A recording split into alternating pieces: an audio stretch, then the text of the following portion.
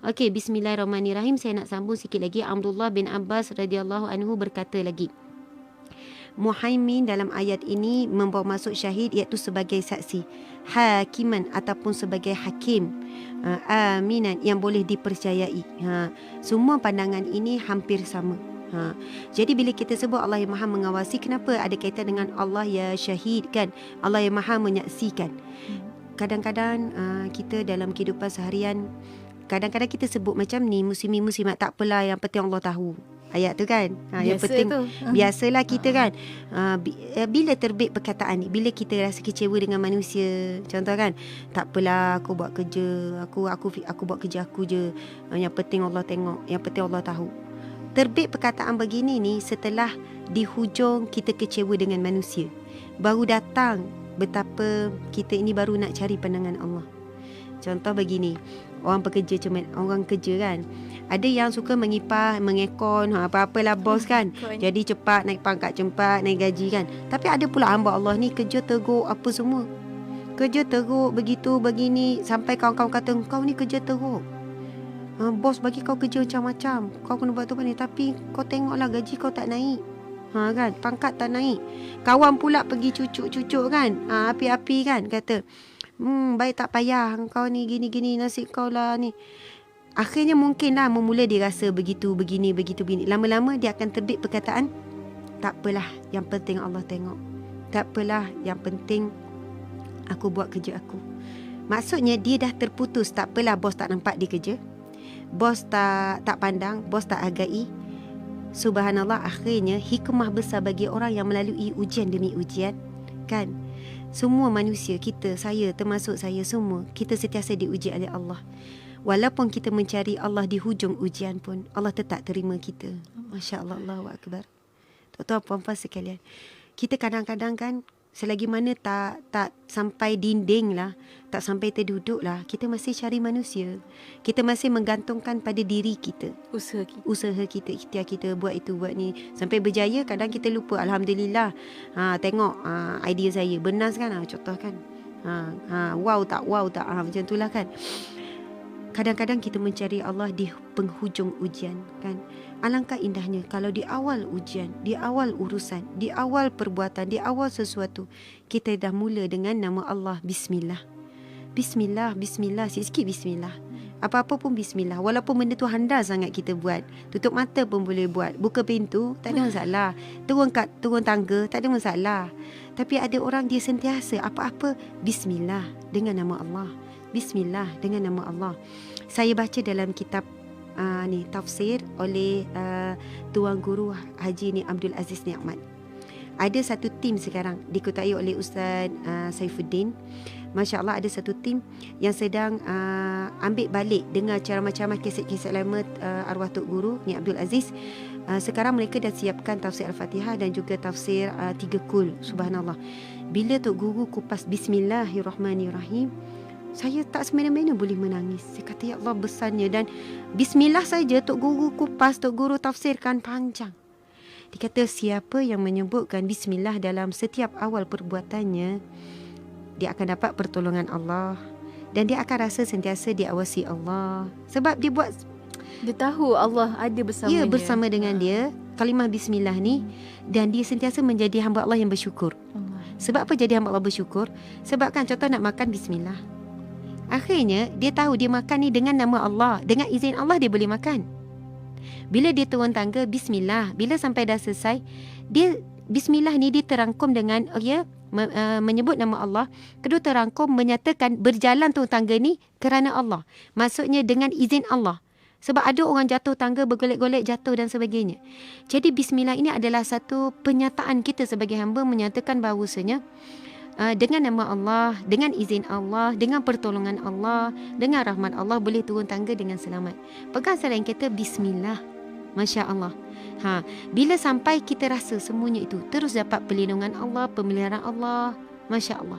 Sebab itu bila surah Al-Fatihah dimulakan dengan ayat yang pertama, Bismillahirrahmanirrahim, dan semua surah. Dan bagaimana dalam banyak hadis Nabi ceritakan bagaimana samillah, sebutlah nama Allah. Cukup sebenarnya dengan perkataan Bismillah. Maksudnya kalau tak habiskan Bismillahirrahmanirrahim pun tak apa, pendek je Bismillah. Pun dah memadai dah, Pun Ustazah, dah ya? memadai. Paling pendek bismillah lah. Dengan nama Bismi dengan nama Allah. Tapi kalau boleh sambung panjang, afdal Bismillahirrahmanirrahim. Tapi mungkin susah sikit lah. Jadi insya-Allah bila orang yang selalu menyebut bismillah, dia tak akan buat maksiat. Dia tak akan buat maksiat. Sebab dia dah terbiasa, dia dah latih seminggu asyik bismillah, sikit-sikit bismillah, buat kerja bismillah. Mulakan apa semua dengan bismillah. Bismillah. Jadi mana mungkin untuk orang begini selalu melazimi bismillah untuk buat maksiat. Adakah contoh buka telefon kan? Buka telefon pun bismillah, dia pun buka. Jadi bila nampak ada benda yang maksiat lalu, dia terus scroll je, dia bukan tekan. Sebab ramai anak muda, ramai orang tua sekalipun lelaki, nampak ada video yang menggairahkan contoh kan, ramai mana tak mampu nak mengawal diri, tekan. Sebab dengan alasan apa? Lah tengok bukan buat pun. Benda tu dah lalu dah. Dah lalu, ala-ala lalu, tekan mata. Tapi dosa mata melihat, karat dosa di hati, semua banyak benda yang terkandung dah menaik kemanisan untuk solat, ibadah, zikrullah mungkin ditarik. Banyak kesan yang kita tidak tahu. Tapi insya-Allah dengan bismillah mungkin benda tu tak lalu. Mungkin dengan bismillah, dengan nama Allah buka telefon, tiba-tiba ada gosip, kita tak tumpang baca. Tiba-tiba ada benda yang sekian-sekian viral ke apa kan, kita ni bila tengok ada orang viral tentang kebukaan orang, kita pula jadi doa. Ya Allah, kesian dia, aib dia terbuka, ya Allah bantulah dia untuk hadapinya. Bukannya kita pula yang share, bukan kita pula yang nambah. Kan macam-macam viral, tak pernah berhenti. Setiap hari mesti ada viral yang baru. Jadi insya-Allah takkan ada orang yang nak ngumpat bismillah. Mai sini sikit, aku nak cerita lah, ada cerita ni, mai. Bismillahirrahmanirrahim. Takkan. Betul kan DJ Yati?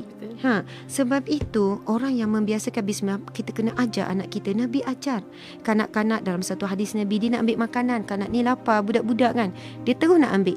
Nabi pun pegang tangan dia, Nabi pegang dengan kasih sayang lah. Kita jangan pula ni anak nak ambil makan apa, sentap, tangan sentap, hati sentap. Kan. Jadi subhanallah, Nabi tak retap, tak sentap. Nabi pegang pergelangan tangan, lalu Nabi kata samillah. Kul biyaminik wa kul mimma yalik. Nabi bersabda, Nabi kata bacalah samillah, sebut nama Allah, makan dengan tangan kanan, ambil yang paling dekat. Masya Allah, cantik kan? Terus bagi didikan. Terus Nabi SAW seorang yang sangat ringan mulut, ringan lidah dalam menyampaikan nasihat-nasihat. Tapi hari ni ramai, terutamanya lelaki lah, minta maaf bila isteri membebel. Suami saya pun ada sini kan, bila isteri membebel, dia kata pergi telinga isteri bebel, ulang benda yang sama. Contoh kan, isteri ibu ni bebel anak. Ini bentuk pengawasan sebenarnya. Bebel anak, tegur anak walaupun perkara sama. Tapi bayangkan kalau suami pun ambil part dalam bab mendidik, tegur je, masuk kaki mana?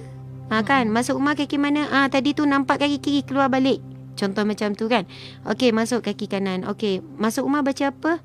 Ini bentuk pengawasan yang kita sedang buat terhadap anak-anak. Kan rasa mak ayah perhati je kaki mana masuk.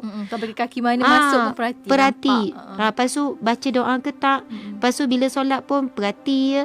Lepas solat nak kena ulang balik sebab tak cukup syarat tamakninah. Kadang budak-budak kan laju.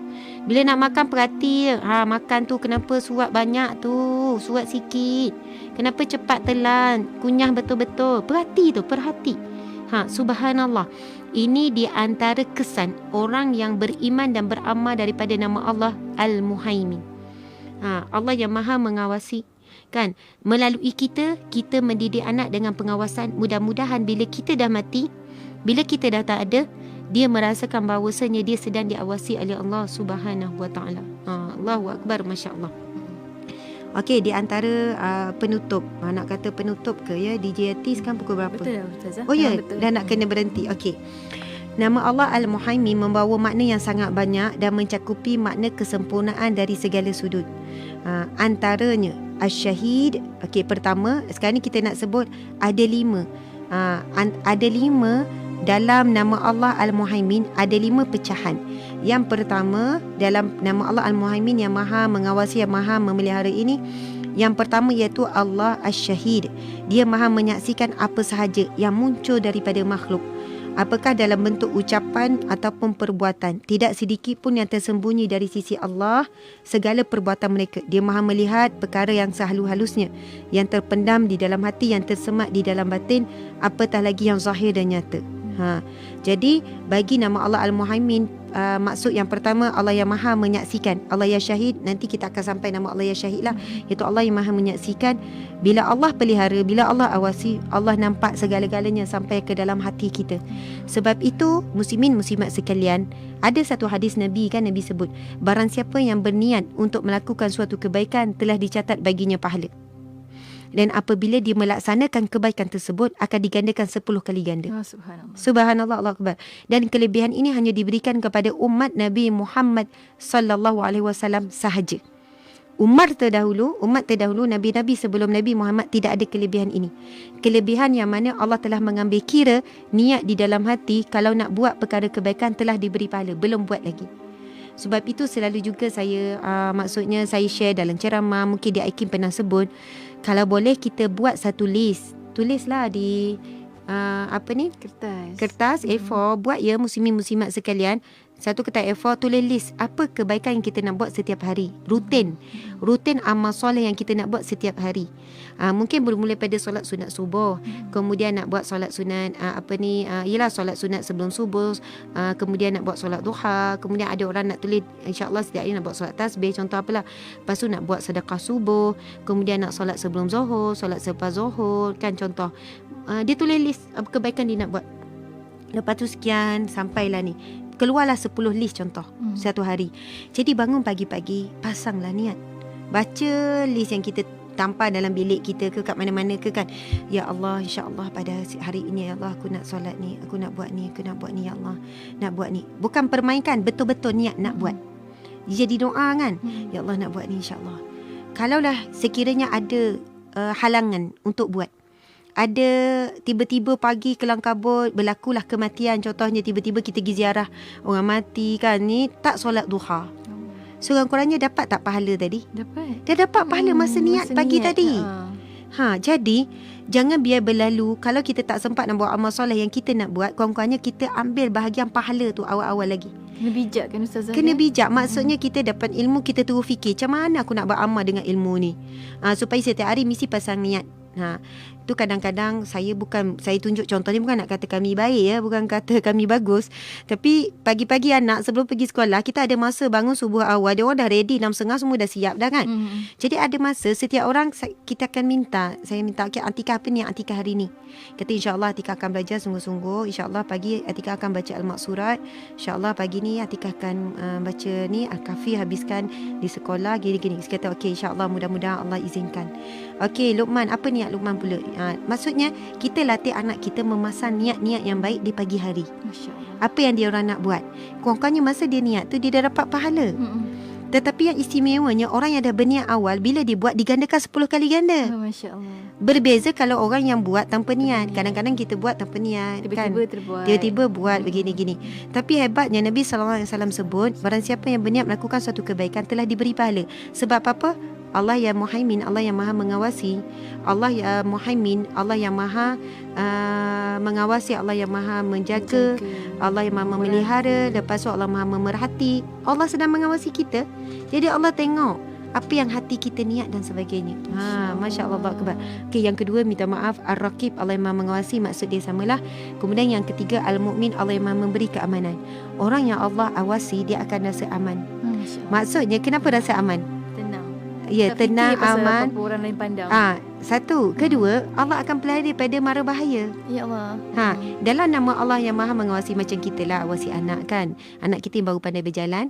Jadi kan kalau kita baru nak latih dia berjalan, kan kita awasi dia. Bila dia nak jatuh je kita angkat. Sambut siap-siap. Kita sambut siap-siap. Tapi kalau kita tak awasi, memang jatuhlah budak tu. Kita pun tahu. Jadi orang yang dia di hadapan Allah tunjuk dia lemah, maksud kita ni di hadapan Allah kita tunjuk lemah lah, ya Allah aku tak berdaya Allah. Macam budak anak kecil tu kan, maksudnya dia lemah. Jadi kita akan beri perhatian dan pengawasan yang tinggilah, lebih lah. betul. Berbanding anak kita yang dah boleh berlari apa semua. Kita tak bimbang lah. Ni kan jalan-jalan jatuh, jalan pengawasan lebih tinggi.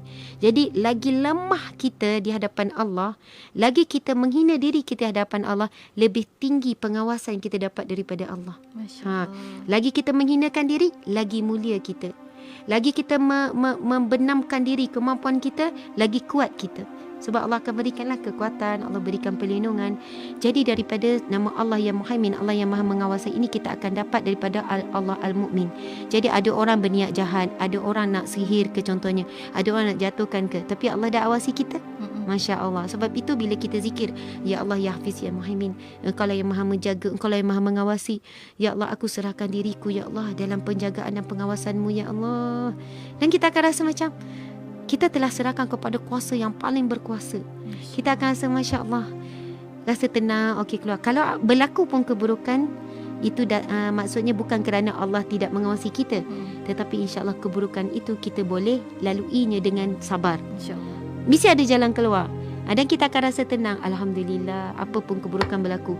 Okey, kemudian yang keempat iaitu Allah yang Maha memberi pembalasan. Ini kena fikir juga dalam sifat nama Allah Al-Muhaimin. Kerana bila Allah mengawasi kita, kita kena ingat bab dosa pun Allah akan tengok satu persatu. Jadi kita kena ingat di situ Allah yang Maha memberi balasan. Dan yang terakhir, Allah Al-Musaddiq, iaitu dia Maha membenarkan para nabinya melalui perkhabaran yang datang daripadanya bahawa semua mereka itu adalah orang-orang yang benar serta bersungguh dengan mukjizat yang muncul daripada setiap nabi dan rasulnya. Kalau kita perhatikan yang kelima ini, sebenarnya antaranya ialah bila Allah yang Maha mengawasi dan sebagainya, melalui para nabi Allah menyampaikan kita akan kebenaran. Bagaimana Allah ini Maha mengawasi daripada kisah-kisah yang sangat takjub daripada kisah-kisah Nabi. Bagaimana ni tak boleh nak ceritalah, jadi panjang. Bagaimana bentuk pengawasan daripada Nabi Ibrahim, contoh pendek cerita kan. Nabi Ibrahim AS bila nak dibaling ke dalam api yang marak, datang malaikat Jibril, wahai Ibrahim, maukah aku membantumu? Wahai Jibril, Nabi Ibrahim jawab, wahai Jibril, jangan kamu datang antara dua kekasih. Maksudnya antara aku dengan Allah, kamu jangan jadi tengah-tengah. Kata-kata Nabi Ibrahim tu kan, jangan kau datang di antara dua kekasih, aku dengan Allah. Maksudnya Nabi Ibrahim walaupun ketika itu ialah api dah marak, memang nak dibaling, tetapi sedikit pun dia tak rasa bahawasanya Allah terlepas dalam bab mengawasi dia sekarang. Bukannya Allah tengok tak ni, Allah tahu tak apa aku hadapi ni. Maksud tidak, sedikit pun dia tidak ragu-ragu. Keyakinan tu memang kita takkan mampu nak sampai keyakinan seperti para nabi. Tetapi sekurang-kurangnya kita jangan rasa bahawasanya Allah tidak bersama kita, Allah tak tengok. Jangan keluar perkataan kenapa Allah buat macam ni. Kita meragui Allah. Kita meragui Allah, Astaghfirullahaladzim, kenapa Allah uji sampai macam ni? Seolahnya macam kita cakap Allah tak tengok ke, Allah tak faham ke, Allah tak nampak ke aku susah gini-gini kan dan sebagainya. Subhanallah, Allahu Akbar. Mudah-mudahan nama Allah Al-Muhaimin ini boleh tersemat dalam hati kita, bahawasanya kita sentiasa diawasi oleh Allah, kita sentiasa dijaga, kita sentiasa diperhatikan, kita sentiasa dipelihara oleh Allah ya Al-Muhaimin.